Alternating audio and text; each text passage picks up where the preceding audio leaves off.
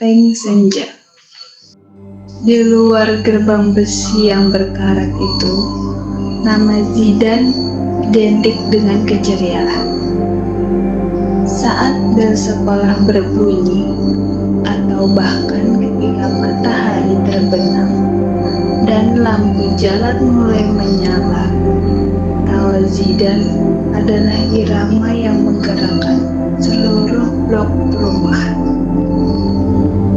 Anak laki-laki berusia 17 tahun itu adalah kapten tak resmi dari setiap permainan Adeo. Sumber lelucon paling lucu dan pelukis sketsa tercepat di antara teman-temannya. Matanya bersinar, pipinya selalu merah karena berlari dan tertawa, dan gestur tangannya lebar penuh semangat. Zidane, coba kau yang lempar bolanya, seru Arya. Siap, kalau aku yang lempar, kita pasti menang, jawab Zidane, menepuk dada dengan penuh percaya diri.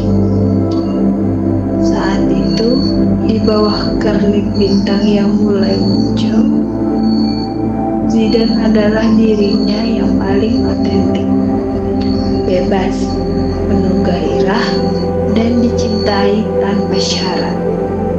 Dia tak perlu berpikir dua kali sebelum berbicara, dan setiap tindakannya disambut dengan sorakan, bukan kritik. Namun, semua keajaiban itu memiliki batas waktu. Ketika jarum jam menunjuk pukul 7 malam, Zidane tahu panggungnya akan berakhir. Senyumnya mulai meredup.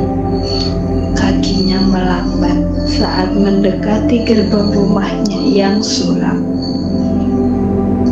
Gerbang itu bukan hanya pemisah fisik, tetapi juga pembatas antara dua dunia. Dunia kebebasan dan dunia kesunyian. Begitu ia melangkah melewati kusen pintu, topeng ceria itu tanggal dan berganti dengan ekspresi datar yang sudah dihafalnya. Tubuhnya yang tegap di luar kini merosot, pundaknya melengkung.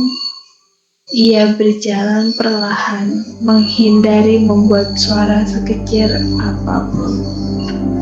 Zidane, suara ibunya, dingin dan setajam silet, selalu datang tanpa peringatan.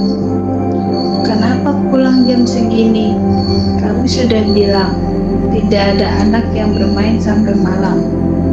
Kamu itu harus belajar, bukannya buang-buang waktu dengan teman bodohmu itu. Zidane diam, hanya menggumamkan maaf. Ia tahu penjelasan atau pembelaan hanya akan memperburuk situasi. Di rumah ini, keheningan adalah satu-satunya alat pertahanannya.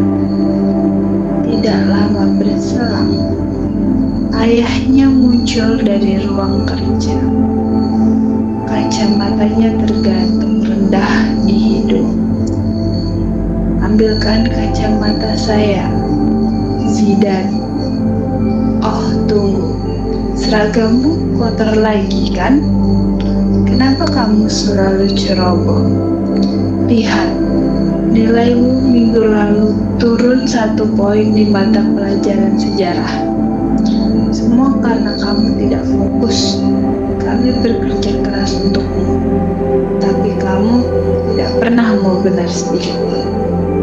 Setiap kata adalah tuduhan, setiap tatapan adalah penghakiman.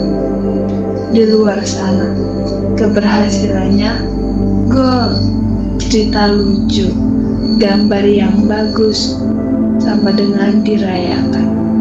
Di sini, kesalahan terkecilnya dibesar-besarkan hingga terasa sebesar gunung. Zidane mengambilkan kacamata itu tanpa sepatah kata pun. Dia tidak membantah bahwa dia kotor, meskipun kotoran itu didapat saat ia menyelamatkan kucing yang tersangkut di selokan. Dia tidak menjelaskan bahwa nilai sejarahnya adalah 95, yang mana merupakan nilai yang baik. Dia hanya diam, membiarkan tuduhan itu tenggelam ke dalam dirinya, mengubahnya menjadi bisikan dingin yang hanya bisa ia dengar. Malam itu, di dalam kamarnya yang kecil, Zidane berbaring sambil memeluk bantal. Dia tidak menangis. Air mata sudah mengering sejak lama. Ia hanya bisa menatap langit-langit dan menunggu